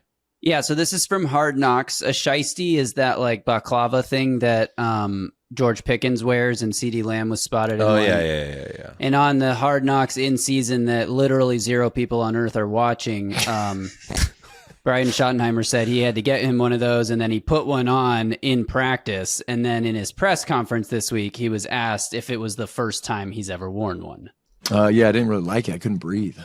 Yeah, I don't know why those guys like it so much, but hey, this is the cool thing going on. Let me try it. It's kind of like the 6'7" thing a few weeks ago. Hip guy, but yeah, I didn't really like it. It didn't stay on very long. Man, I love Schottenheimer. He's been a real pleasant surprise of the 2025 season. As for this game, Dallas has got to win out pretty much, right? I mean, the division, unless we get an Eagles collapse, which none of us are anticipating. It is wild card or bust, and the only way to get to find your way in there is to finish 9-6-1, and then pray for 10-6-1, and then pray that one of the really good teams above them right now fall off. They get the Vikings here, Connor, a Vikings team that showed signs of life with J.J. McCarthy, obviously, last week, but now they have to do it again on the road against the Cowboys. What scares me is, and O'Connell is leaning so heavily on the run game in these J.J. McCarthy starts, and when he's able to do it, he's able to get McCarthy off on the right foot, but this Cowboys run defense is what's improved. And then it's J.J. McCarthy against kind of your mid-level 15th to 20th ranked pass defense in the NFL, which is not a matchup that I love for the Vikings at this point. What are you going to do when Quinnen Williams and Kenny Clark and all those guys take away the way that you want to play this game? But we'll see. I mean, O'Connell seems to have adjusted his approach a little bit with McCarthy, and does that lead to another game where 9 looks more comfortable? And I guess I just ask, like, of McCarthy's play, which understandably it's going to be a roller coaster ride, but like, what's the aberration? Is it the spottiness in the hot and cold passing attack, or is it the 31-0 trouncing of a bad Washington team? I tend to think they come back down to earth. Dallas, like, their run defense has been better. They were gashed for 28 points last week, 44 against Detroit. Like, I don't know what that means with the Vikings, though. I really don't, because if you can take away their ground heavy approach and you put it into McCarthy's hands against a team that is like, I think the thing is, this is like, it's in Dallas. They are fighting for their lives. Like, I don't smell an upset here. Yeah, I feel like the Cowboys are a great mystery to me entering this week because they had their hot little run there and then they got humbled by Detroit. And now I don't know what version of them will show up the rest of the way. I'd like to keep them in the mix. I like when Dallas is in the mix, but it wouldn't surprise me if the defense lays down again. They obviously got exposed again by a awesome Detroit offense when it's locked in. I don't think J.J. McCarthy has that in him, especially not 2 weeks in a row. The only other thing I have on this game, I do like the Cowboys, but I don't trust the Cowboys. The only thing I want to say about this is J.J. McCarthy. There's a meme going on right now. We talked about, like, it was nice to see J.J. not fall on his face again so he can get a little break from the discourse, but it's already too late. The meme is out the door of being nined. And there were some people that were like, and that nined is photoshopping someone's face onto the now iconic J.J. McCarthy looking kind of nuts in the locker room after that one comeback win earlier in the season. And you do that when someone is kind of exposed and is having a really bad moment despite confidence going into it. I think that's the nature of the meme 6'7". And there are some people that are very concerned that Phil Rivers came out of retirement after 5 years and all he's going to get out of it is that he'll be nined. So I just want to talk about nined as a thing. It's real. One of us could get nined. Maybe I get nined because of my backyard issue. Now we will. And nined reminds me a lot of The Office. Andy Bernard, when he's trying to win the internal power play over Dwight, started to get shrewded. Oh, he really shrewded it off the ground and try to get that going with Michael Scott, who even he sniffed it out. So nined is kind of the new shrewded it. And I feel bad for J.J. McCarthy that this is the trajectory of his professional career. It's nebulous. It does suck. And if someone nined me, I would look like a character from Mad Max. And I don't think I would like that at all. So, well, you know what you got to do, everybody out there. Nine us all. Let's see who looks best or worst as a nine. Why did you do that? I don't want to be nined this week. Oh, I don't definitely need it nine Mark now. Yeah, nine him hard. Mark's going to get nined this weekend. Hey-oh, Monday Night Football, the number 20 Dolphins 6-7 at the number 16. Stop it. Steelers 7-6. All right, Connor, I'm going to get the hell out of the way. This is kind of your Super Bowl in a lot of ways. It truly is. After calling for a potential Mike Tomlin and Steelers walk-away point and then calling the Dolphins possibly winning enough games to get back into the playoffs, this is a game where I lose heavily or I win heavily. So I'm very much invested in this. Are you and nervous? Apparently so is my dog. Are you nervous? Yes. Yeah, I think so. I just hate being wrong. And I think this is like the first kind of real test of it. It's a road game. Yeah. It's going to be in probably very frigid temperatures in Pittsburgh. This is classically the spot where a Mike McDaniel offense goes to sleep. Now, we're running a little bit of a different attack as we've been talking about this week, where they're shying away from leaning too much on Tua and what he can do. But I still hate any game involving a Miami Dolphins offense in prime time, in cold weather. I think this is the end of your magical carpet ride, even though I'm not a huge Steelers guy here. Sounds like it's going to be, they're projecting 19 degrees. Oh, come on, Connor. With a chance of snow. Connor, get off now before it's too late, Connor. I will not. Justin chimes in that Devon Achane, who had that rib injury, I think, against the Jets. What's his status, Justin? I think he's playing. Yeah, they had the MRI. They said that he could have returned if it was a playoff game or something like that, or if it was a closer game, and he ended up not returning, obviously. On Thursday, McDaniel said he'll be a limited participant in practice, and Thursday is their first practice day because they don't play till Monday, so we kind of have to wait and see. But the fact that he's out there at all is a positive sign. here's the thing. Do you know what I know about the NFL? If you're a running back for the Miami Dolphins and you have a bad rib, you do not want to go to Pittsburgh in mid-December. No. And you will not play well in that spot. Did you see this? Yeah. TJ Watt was taken to a local hospital for experiencing discomfort in his lung at the practice facility. And it is unclear where that's going to lead. Bert Loughton, Steelers spokesman, dropping the knowledge.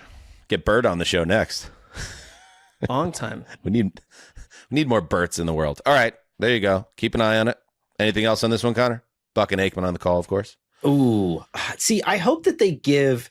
Aikman tends to lean more towards the quarterback play in this one, but I want everyone to appreciate the sheer volume of different run looks that we're going to see. Because I know, like we've said over the last few weeks, like, oh, yes, they're handing the ball off more. They're not letting Tua throw more. But it's a lot more than that, right? It's like, how are you disguising like 5 or 10 of your primary run plays into like all these beautiful formations and like pulling guys from like the sideline and putting them in weird spots? Like, I think it's going to be a very aesthetically pleasing, maybe fast moving, which is nice game, and a lot of cool run looks. So let's just appreciate it all. And I hope you do, Connor. One reality check, they have a 1% chance to make the playoffs right now, the Dolphins. So 1% currently. Things can change. If they win this game, things will change, but it sits at 1%. By the way, Rasul Douglas, reigning Defensive Player of the Week against DK Metcalf, coming off 10 for 136 and 2 touchdowns last week. Yummy. There you go. That's it. I mean, Devon Achane, he's going to take one shot to the ribs and he'll be like, I gone. Oh, where's that blue tent? Is there a heater in there? I gone. All right. You want to jump on that Monday night recap, Connor? It depends. All right, let's head to the other ones. 90 seconds for each game we missed. It's not our fault they're here. It's your fault. Well, it's not your fault, but it's their fault. Let's start with the number 31 Browns, 3-10 at the number 9 Bears, 9-4. We have another Mother Nature watch on this one, Sessdog. Projected temperatures, this can't be right. Negative 15 degrees with wind chill? That's what I read, yeah. Oh, geez. All right. Well, they say weather is the great equalizer. I think this could be work in the Browns' favor here, Mark. From the Browns angle, I'm just laser focused on Myles Garrett and what happens with that. Can you pick up another sack or two in this? And I know it's hard to talk about, but Shedeur Sanders coming off a big game, like against this Bears defense, can you avoid mistakes and keep them in the game? I don't know. This is sort of an interesting matchup to me. It's not quad box worthy, but I agree. I mean, I think that there's a lot of fun components about this Browns offense. And I would say that taking Stefanski out of it and let's just remove his tenure as the play caller, Tommy Rees, just as a designer of plays, has been probably the Browns' most fun offensive coordinator since who, Mark? I mean, just a guy that like week in and week out has some neat stuff prepared. Mark Trestman. The ghost of Kevin Stefanski? Right. I mean, I think he is one of the better designers of plays for quarterbacks, especially maybe your non-traditional A quarterbacks. And I think he's actually doing a really good job. The trappiest of all trap games for the Bears right here. They just were at Green Bay. Next week, they're home Green Bay. Then they're at San Francisco, home Detroit to close the season. Like that. And then the little old Cleveland Brown just sitting there waiting to ensnare you. Myles Garrett, what? How many sacks away is he now, Mark? 3.5? What is it?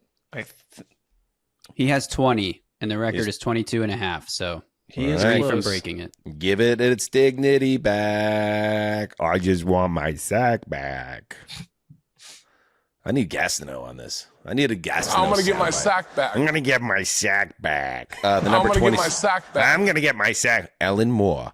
Number 26 Cardinals, 3-10 at number 11 Texans, 8-5. Ellen Moore. Myers and Schlereth on the call.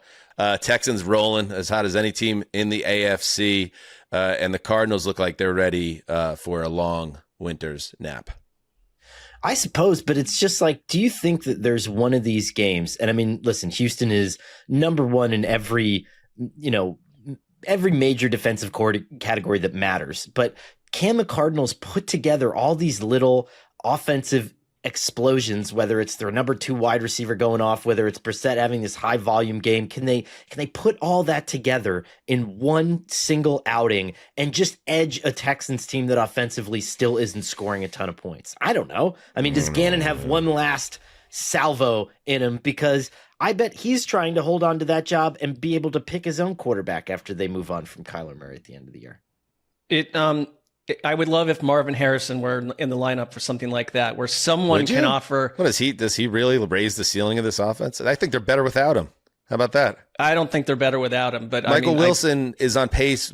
Michael Wilson's stats, I saw this, in games where Marvin Harrison isn't on the field, he's on pace for over 2,000 yards receiving in a season. The guy is a guaranteed 10 for 160 and multiple touchdowns every week.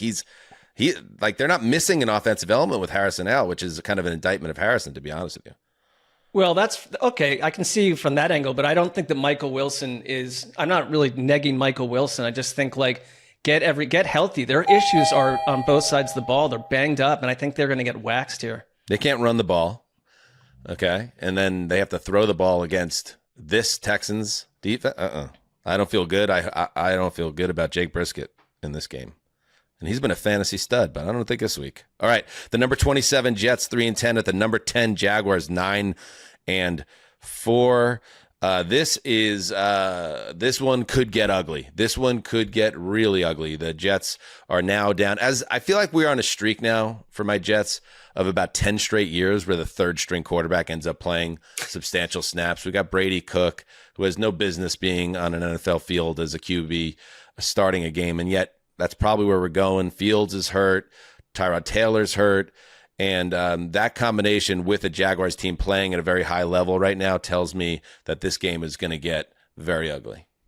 I know that we're not meant to see the spreads, and I didn't do this intentionally, but the Jaguars are favored by an amount that is most in a game for the Jaguars since 2007. Wow. I don't know what that. Let's guess the spread, I guess. Because I was going to say, I was thinking of locking the Jags when we get to the blind locks, but I knew it was going to be a high number. Is it double digits? Hey, I would not lock them. No, I'm not going to. But tell me, is it double digits? It's like 13.5 or something like that. That speaks to the Jaguars' lack of dominance since 2007 too. But my fear is that this just perpetuates the same old Jets tailspin where I don't think, and Dan, you could probably push back on this, but I didn't think that Mike LaFleur was a bad offensive coordinator. But when you get into these situations with poor quarterback play, the offense doesn't look optimal. Then the owner weighs in about staff changes. And Tanner Engstrom, I think, is a good offensive coordinator. And I'm just worried about Woody just getting back into the mix there and trying to put his thumb on the staff, Other than that one moment where he popped up at one of the meetings and said some dumb shit, it seems like he's been a little bit more hands-off right now. Yeah, people that follow the Jets closely and the scheming agree with you that Engstrom is making the most of what he has, which is not much. And I hope they keep the staff intact, at least on OC. I think Steve Wilkes can take a long walk after the season, but that's a separate conversation. All right, the number 28 Commanders 3-10 at the number 29 Giants 2-11. Let's just talk Giants dysfunction. Okay, let's start with Giants have fired another coach. They did it again. How many coaches are left that can be fired at this point? They fired assistant defensive line coach Brian Cox during their bye week. And apparently, Connor, it was because when Kafka took over as the interim coach, which, by the way, is going incredibly well. I don't know if anybody's been paying attention. He changed the seating chart on the plane, moved the assistant coaches to the back of the plane. Brian Cox, does anybody remember Brian Cox as a player? He's fucking nuts. Yeah. He takes exception to it. He was a Dable guy on top of it. So he gone, and Kafka doesn't want to talk about it, but this thing's leaking like the Titanic. It's. I think the fact that we knew exactly why he got fired is proof of that. That was it's just a mess. And still, I think the remarkable part of all of this is that the Giants have a baby soft schedule from here to the remainder of the year, and that there are enough people that want Mike Kafka to do well that I don't think it's outside of the realm of possibility that he gets them on enough of a heater where he maybe for a very short term holds on to this job. I know that sounds crazy, but I'm not ready to count it out yet. Stunned if I'm not ready to count it out.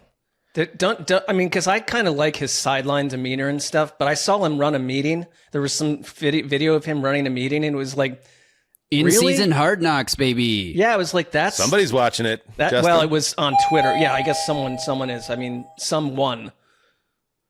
We'll leave it right there. And I guess we'll close this. I don't care about the Commanders, and neither should you. Mike, let's go. Russell Wilson did a quote reply. And again, I'm going to clear the runway for Connor. They once had a catch at a park over the summer. This is the backup quarterback of the Giants, Russell Wilson.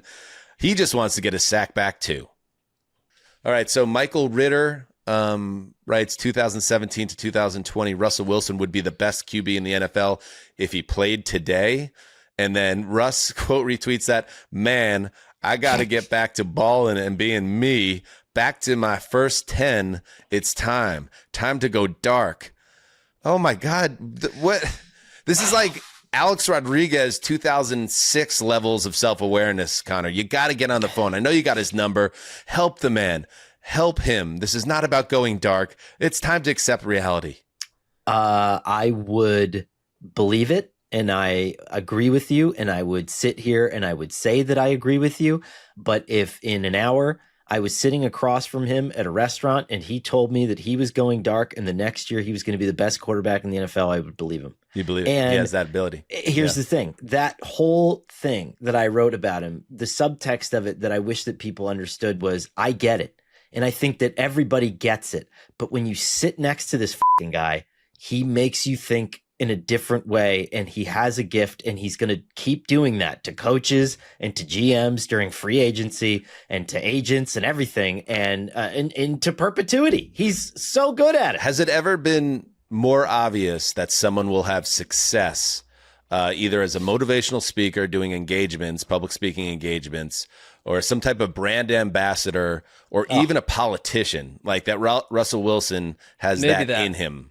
I think that there's very much a, I mean, you know, like perfect example of it, like walked right up to me and was like, now, how old are you? Like, I remember your son was born here and like, blah, blah, blah, blah, blah. And like someone has obviously probably prepped him on that. They've looked up the information, but the fact that he has the wherewithal to do that. And I've heard stories of him doing that to people like in all walks of life, all across the world, the country. And I think he does have that part of it in him. Can we bring up the tweet for one second? I'm going to alert you to something he's not going to be, which is what is going on with the capitalization on these? Like, there's multiple capitalizations that make no logical sense here. I think he's okay, I'm gonna speak for Russ here, Danger Russ. I think he's capitalizing words for emphasis, so he can't throw it in itals. And I guess he's not a fan of the, do the asterisk on each side move. But the words that are capitalized, man, to start the sentence, that's normal. But then ballin' is capitalized, me is capitalized, first into 10 is capitalized, and then dark is capitalized out of I think you're context. Right, but I'm just not certain he's putting that level of thought into the grammatical approach. But yeah, that could be the case. Do you know it would be really funny if he had just put it in all caps? That was the only thing that would have made that better. I need to go dark now. All right, up next, the number 17 Panthers 7-6 at the number 24 Saints 3-10. Benetti back on the mic with RG3. Yikes. Actually, a sneaky good game. This could have easily been in the quad box and gotten Graver a violation if somebody else agrees with this. I think that the Panthers are a team that has it all in front of them to make the playoffs. But the Saints have shown repeatedly this season that they're not bad. I know they're 3-10, so they're not good. They're not good, but they have a quarterback in Shuck who's done some things and a defense that's quietly gotten better, Sessy.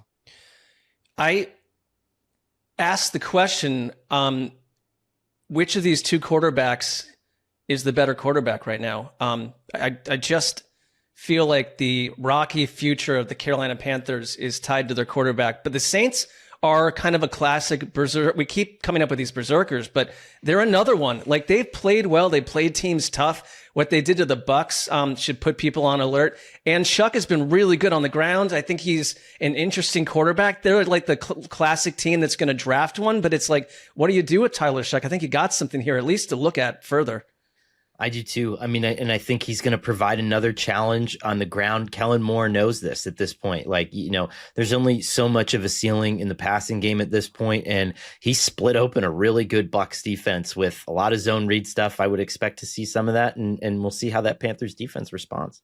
Chuck has an incredible opportunity here that not many people in his position get, which is he's a non-premium quarterback draft pick who's kind of supposed to be a hold the fort guy in a transition year before they take a quarterback high. I think if he finishes strong, New Orleans is going to go in a different direction on draft weekend. I think he has that opportunity, and it starts or continues with this game against the Panthers. Up next, last but not least, the number 30 Titans 2-11 at the number 7 49ers 9-4. Amin and Breeze on the call for Fox.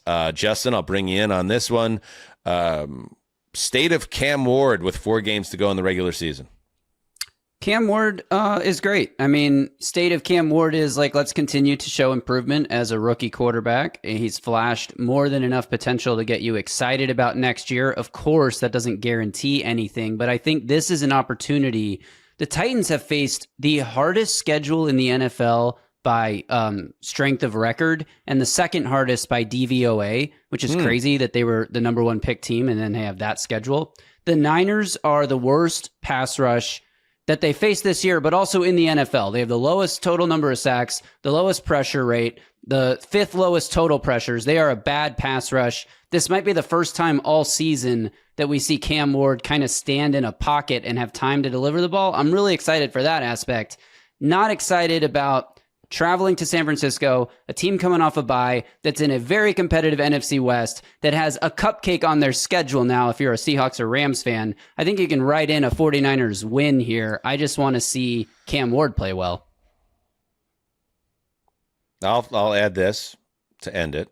To your point, the Titans tied with the Cardinals, 9.3% by average DVOA of opponent, toughest schedule in the league. The Texans, pay attention, the Texans are third at 8.5%. And then a little lesson that we should all take under advisement for next summer. How many conversations did we and others have about the 49ers talking about how paper tissue soft their schedule was, and that was going to be a major reason why they were going to have a bounce back year? They actually have the 4th toughest schedule by DVOA this year because nobody knows how the teams are actually going to play in the new season, and you can't base the prior season on the new season, especially in today's National Football League. Connor? That's true. Except for when you factor in stuff like net rest differential, but I'm not gonna get into that right now. But you're right. Okay. All right. It's time. Without further ado, we throw it to Blind Locks. And good job, Connor. I'll acknowledge it. You got a big win when it seemed like momentum was going the way of Zuzzer and even Sestog. You picked up a game on both of us. And now as we head to the final stretch, you're at 9-5, alone in first place, Tugboat at 8-6, Mark and Justin tied at 7-7. It's winning time now. And with that said, get us going, Connor. Blind Lock, week 15. All right. Let's see the games here. Don't choke. Oh, boy. Like Kathy Ireland lining up for the 42-yarder to win the big game against State. Pipe it. Pipe it, baby. All right. I don't remember how that movie ends, but. Oh, boy. They win. Bacula gets the girl. Bacula always gets the girl. When's the last time you got the girl? How far, what's the spread that we have to get under? It's 5. Under 5. It's 5, and if the spread is 5 or higher, it doubles. Come on, we know this by now, Connor. I know. Stop. I know. You're just buying time. Everybody knows what you're doing. Yes, I know. We're getting close to a violation. All right, I'm going to lock the Rams. Ah, good. Thought you were going in a different direction, which wouldn't have helped me. Against, for the audio audience who can't see the board. Oh, the Detroit Lions. But my in the attempt here is that you got to tickle that edge, and I'm hoping it's like a 4.5. You know what I Tickle mean? your edge. Yeah. Yeah. You're worried about it being 5. I'm worried about it being 5. I think you'll be okay. I don't think it's going to be 5. We'll see. I don't know. We've been surprised before about where the money's going in Vegas. I got banged last week as an example on a situation like that. I'm going to go with one, and I believe in my bones. And, he's my favorite player to watch. And people are sick of hearing it, but Joe Burrow, man, he's the best quarterback there is. And he's going to keep the Bengals on the outskirts of the AFC North chase by handing the Ravens another loss in Cincinnati. Give me the Bengals. Definitely under 5. I'm going to go. I kind of hate this, but I'm going to, because this feels like I'm going to be having a terrible Monday night, but I'm going to go Steelers over Dolphins. That will just be a calamity if I lose that. Okay. Sizzler's going to be living and dying. It's a great pick, though. I really do like the pick, but I know that you like, if it was up to you, you'd take the Thursday team every week. I like to get out of the way. Yeah, we know that. Yeah, so you got to sit with it for the entire weekend. Okay, Justin? I will take the Green Bay Packers to hand a dose of reality to the Denver Broncos. I just think the offense is going to struggle to get off the ground, and if the Packers get off to a fast start, they could just bury the Broncos. I know they came back against the Giants. This is a different team than that, so give me Green Bay over Denver. Okay, I'm just going to make one last comment before we reveal the spreads. Is there any way, Sessler, that you could be in a little bit of trouble here? That the desert and the money is all going toward the Steelers because everyone feels that the Dolphins suck deep down, and especially in cold weather. Could that game sneak to 5, and all of a sudden you got to cover double digits? Let's see.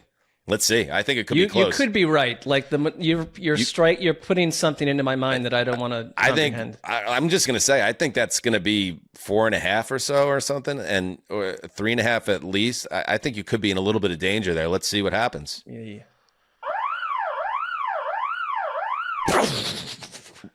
We do have a violation?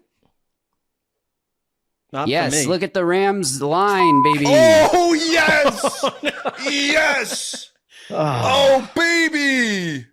The Rams by 6. They got to cover 12. Connor's screwed. Is that not surprising to you guys? I love it. No, it's not well, it's surprising enough that I didn't mention it. And by the way, the Steelers are getting 3.5, which I said I thought would be on the low end of it. I bet that gets pushed higher. Once people see the weather in Pittsburgh by Monday, I bet that's 5. But we lock it in now at 3.5. Exactly. What a 6 minefield points this the game Rams are getting. Wow. I should have locked the Bills. Shit. And the Ravens almost impossibly are actually giving 2.5 points. People aren't even paying attention to what's happening in the AFC North. Just gamblers that just don't even know what's happening in our league. God almighty. Where's Gravy? Gravy, you went fine. Denver? Yeah. No, Green Bay I took. You took Green Bay on the road. And they're laying 2.5. That's interesting to me too. This is bullshit. No, that's exactly what it needs to be, Connor. That's exactly what it needs to be. You need to suffer the pain that I did. And because you know what's going to happen to me. No, you know what's going to happen now? You're going to have to live with it, because the worst thing was with me with Buffalo and Cincinnati last week. They had that fakakta spread, and then I had to double it, and I lost because of it. You're gonna watch those Rams win by 7 to 10 points, and you're in your heart going to say, this is exactly what I thought was going to happen, and still lose. You know what it's going to be, and I can almost guarantee it now, is like there's been such this this whatever tailwind of positivity over the new Rams kicker, and he's going to miss like a fucking extra point to put them up by 12. Ooh, thicker kicker? I mean? Yeah. Mevis? That's what's going to happen. Or they win 35-20. I don't Best know. team Super Bowl. There's that. Look at that Jets-Jags spread. That is 13.5. 13.5. It crossed my mind this morning because I think the Jets are going to get waxed like 28-3. But even if they got beat 28-3, just to give you perspective on that wouldn't cover in our game. Because you got to win by 27 points. Yeah, well, no one was going there, but yeah. I almost did. I seriously did. I 13.5. I would have never thought that. Wow. Well, I should not have mentioned that during. No, the I wasn't going to media? because Okay. I knew I would have. I thought I was going to have to cover 21 in that spot, and that made me too uneasy. But instead, it's 27. Holy shit! They might even do that. All right. And no respect for Phillip Rivers. The Seahawks favored by 13.5. And also Vegas, no faith in the Philly collapse. Eagles favored by 11.5. Yeah, well, we all see what's going to happen with the Eagles. They're going to win 3 of the last 4, and everybody's going to feel like they're good. Good? It's based on the Raiders. Or as much very as the Eagles, good? Or great? By the way, Gravy said that Cam Ward was great. He said great. Some of the numbers around him compare very unfavorably across the spectrum of past draft busts, but you say great. I mean, those numbers are fakakta. Oh, BS. yeah, I bet. EPA is a team stat, and the Titans are a very bad team. EPA is crumbling before our eyes, and I'm so excited about it. It means nothing. You know what He's it had stands a couple for? little great moments. A couple moments. A little moments. And like, what else are you asking for? Not for... There is a difference, though, Ceci. I believe you'll agree with me between great moments and great. Yes. Agreed. Jaden Daniels as a rookie. Great. Cam Ward. Great. Moments. All right, we take a break and then Thursday Night Football, baby. Switching to Chime was one of the easiest financial moves I've ever made. I didn't just switch banks, I upgraded to a smarter, fee-free way to manage my money. No overdraft fees. Gotcha. No monthly fees. Gotcha. No minimum balances. Gotcha. Just banking that feels like it's finally on my side. Yeah, what really surprised me was how useful the MyPay feature is, being able to access up to $500 of your paycheck anytime and get paid up to 2 days early makes such a difference. I've never felt more in control of my paycheck, and honestly, I wish I'd had this years ago. Oh, if only there was a time machine, Cess Dog. And you know what? Chime doesn't stop there. There's overdraft coverage you can count on. Tools that help build credit history stress-free, and savings that earn up to 3.5 APY, which is way higher than what I used to get.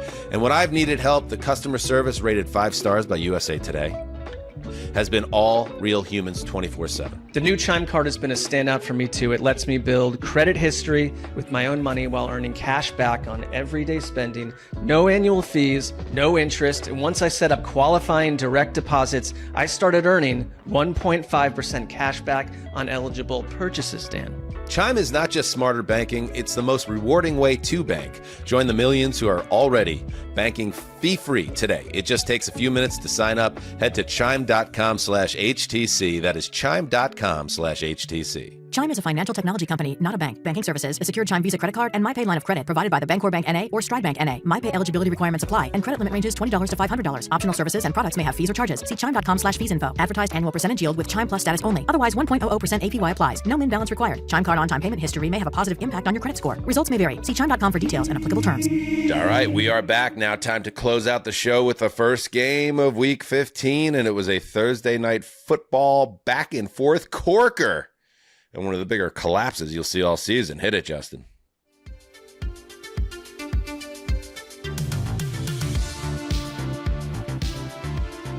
Oh, baby. The Tampa Bay Buccaneers. They've been slipping and sliding for weeks and weeks, it seems, but finally, they're healthy. Tristan Wirfs, back. Making blocks. Mike Evans, back. Winning 50-50 balls. Chris Godwin back in the end zone. The Falcons with the backup quarterback, Kirk Cousins. Dirting balls. The Falcons looking like a team that can't wait to fire its coach. 19 penalties for 124 yards. Grizzly. Final score, Falcons 29, Bucks 28. What? What? Ceci, you got to be in mourning right now. This is your adopted team. One of the worst losses in primetime I can remember for a team that fashioned itself a contender when we started this damn season a couple of months back. It's for 57 minutes. The story is Raheem Morris and the Falcons fading away into an offseason major changes. That could still happen, but you think that was the story? The story was the Bucs are back. Well, Mike Evans is back. They got a big win. That was the story. Part of it is this: like the Falcons are handing the game to Tampa Bay. 19 penalties for 125 yards. One of them comes on a major 4th down and goal where D. Alford has a penalty that creates 1st and goal, touchdown Bucs. Bijan Robinson, catch and fumble. He was awesome otherwise. AJ Terrell had a major DPI. Like they were just handing in key 3rd down and key play scenarios the game over to Baker Mayfield. And with minutes to go, it looked like that was the case. And Kirk Cousins, who I think threw for like 509 yards against the Bucs a year ago, just fried this defense, and this defense failed them, and it's a complete and total collapse. And the Bucs, who are 7-7, cannot be taken seriously. What was happening in the early part of the autumn, where they seemed so promising, has totally melted away, and they have no excuses now.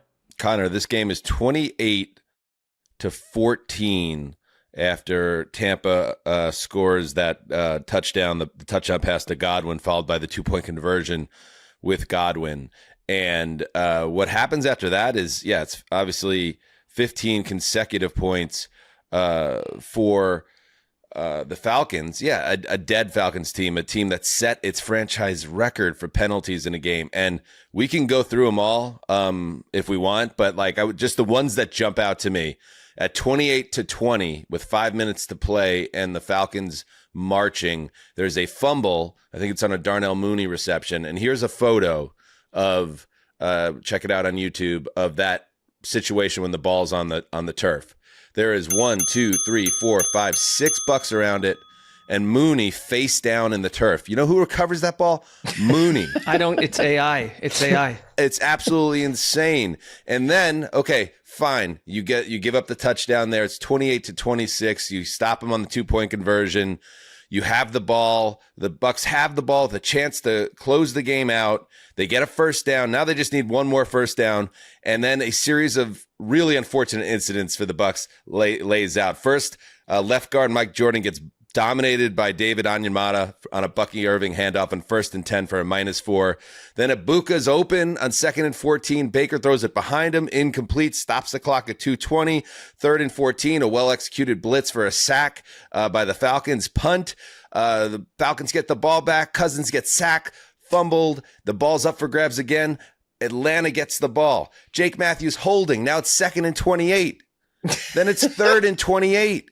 And you give up a Kyle Pitts completion. And don't even get me started on Kyle Pitts in this game, an all-time game from a tight end, to get them to 4th and I believe 14. They convert, and then they go on and kick the field goal.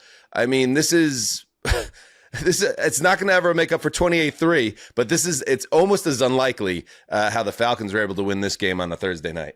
There are certain games where you feel like you slip into some sort of space-time continuum and nothing makes sense. And that would be the Bucs' final possession, where you got the ball with 3:29 left. And basically the only thing you have to do is force your opponent to use most or all of their timeouts. And they milked 1 minute and 45 seconds off the clock only, and then managed to get the Falcons the ball back with almost 2 minutes to go and needing a field goal. And there were a lot of procedural errors. There were a lot of effort errors in this game. But how does that happen where you just give them the ball back with that much time? That's crazy to me.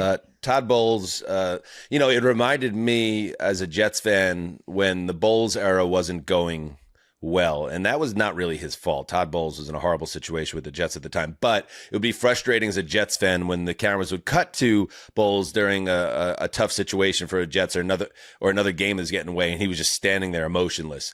And you saw some of the cutaways to Bowles late in this game, and I was thinking to myself, man, if I'm a Bucs fan, I'm like, this guy's got to do something. He's got to yell. He's got to be up on the sideline, just standing there. But after the game, Todd did show emotion. He was clearly pissed about what happened.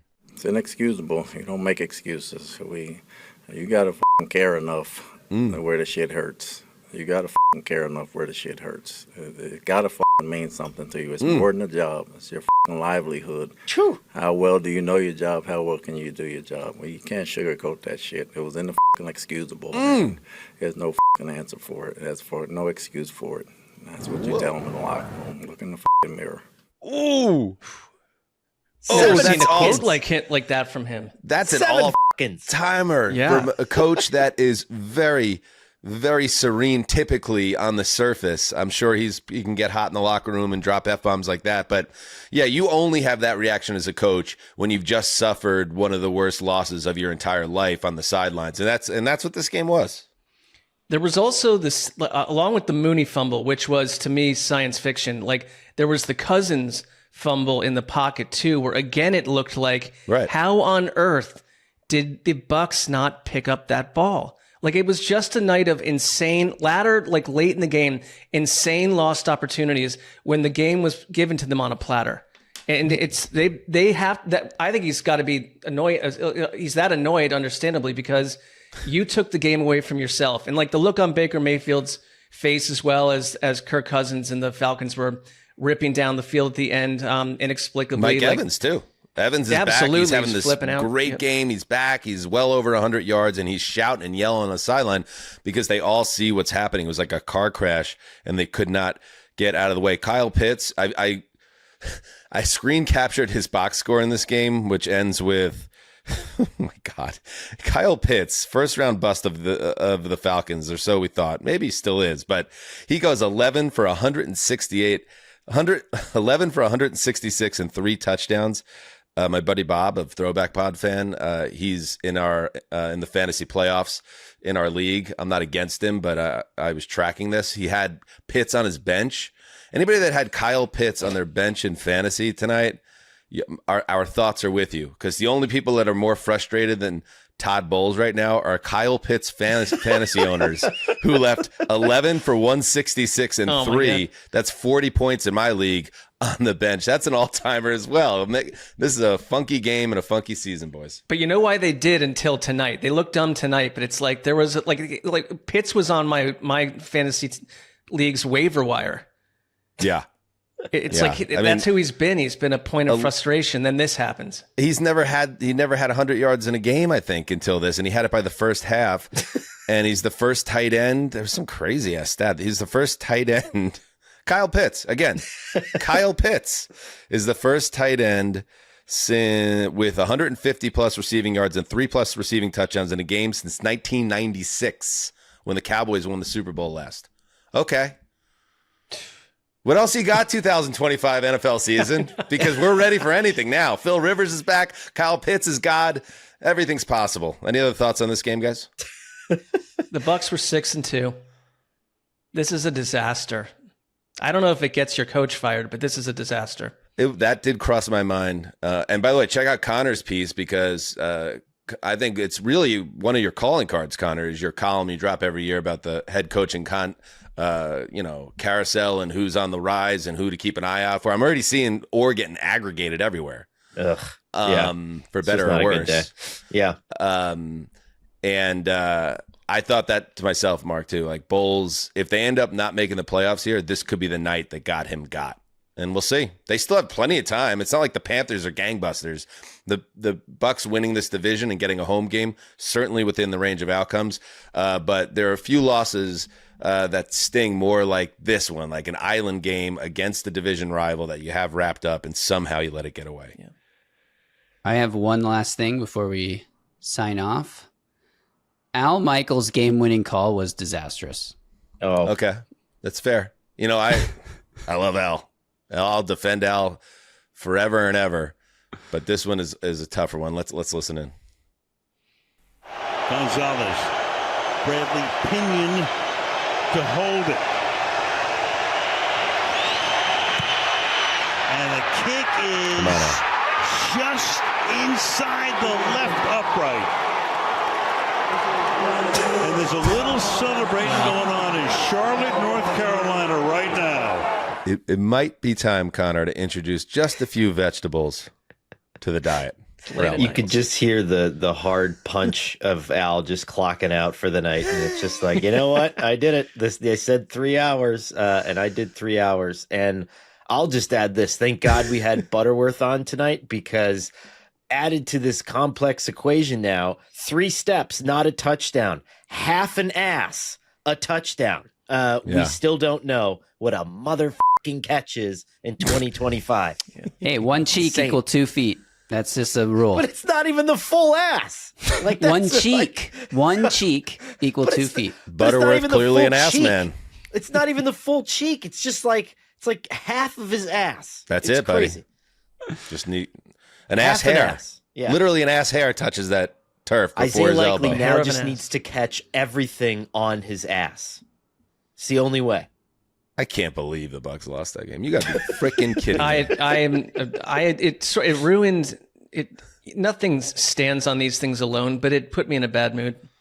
It's a terrible. You know how the game felt like to me? You're playing with your cousins when you're younger. It's like the older cousins are playing a wiffle ball game or a football game or basketball, and then the younger shit cousins come in. They're like 5 or 6 years old, and then their mom and dad's like, oh, can they play? And we're like in the middle of a real game. And then we have to go, all right, okay, give them a couple layups, or let's pretend we're running a play and throw this little shit the ball, just to make them feel like they're part of it. And then, okay, now they can go off. That's what I feel like watching these two teams play football, like especially with the week 15 ahead of us. Let's let them do their little thing on a Thursday night. Look how cute it is. And then let's watch the real teams compete for the Super Bowl on Sunday. It's not our favorite division. All right. Can't wait to see what happens next in week 15. What a weird year this has been. Thank you for listening and watching. And a reminder that the Patreon has the draft of week 15, the games that we'll be covering, and it gets hot and heavy. If there's an episode that you're not going to want to miss on the Patreon of the draft of our games, it is this upcoming episode. I'm not just saying that, but you sign up for the Patreon, just check this out and tell me that this is not a program that you need to watch on a weekly basis. Well, I'm going to file a verbal follow-up to this disaster that this was. You can go check it out for yourself, but I am... Might be time to bring back the newsletter. Yeah, I'm going to write a newsletter in our country. about this. I'm sure you have to get some things off your chest. A newsletter, a pamphlet. Yes. All right, that's it. Until next time, do what you must. Heed the call.